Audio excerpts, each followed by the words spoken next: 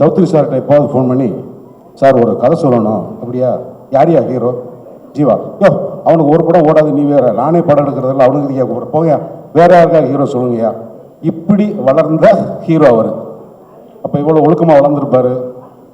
Hero கிளம்பி shooting வருவாரா மாட்டாரா அந்த பிரச்சனையெல்லாம் இல்லாமல் எந்திரிச்சா வந்து இந்த படத்தோட பொறுத்த மட்டும் ஜீவா மாதிரி ஒரு ஹீரோ ஜெயிக்கிறத ஒரு சக நடிகனாக நான் ரசிக்கிறதுக்காகவும் அல்லது பாராட்டுறதுக்கான காரணம் என்னன்னா டிசிப்ளின். வேலையில் ஒரு ஹீரோ ஒரு ப்ரொடியூசருக்கு வந்து சொல்லியாச்சுன்னா காலையில் ஹீரோ வந்துடுவார். அவர் எந்திரிச்சிட்டாரா குளிச்சிட்டாரா தூங்கிட்டாரான்னு படம் எடுக்கிறாந்தா எடுக்க முடியாது.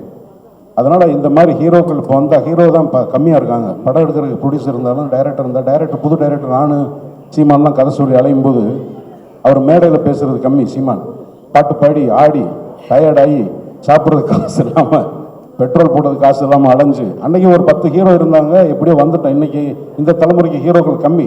அதனால் ஜீவா படம் ஓடுனதில் ஜீவா கூட அதிகமாக மகிழ்ச்சி அடைகிறது நான் தான்.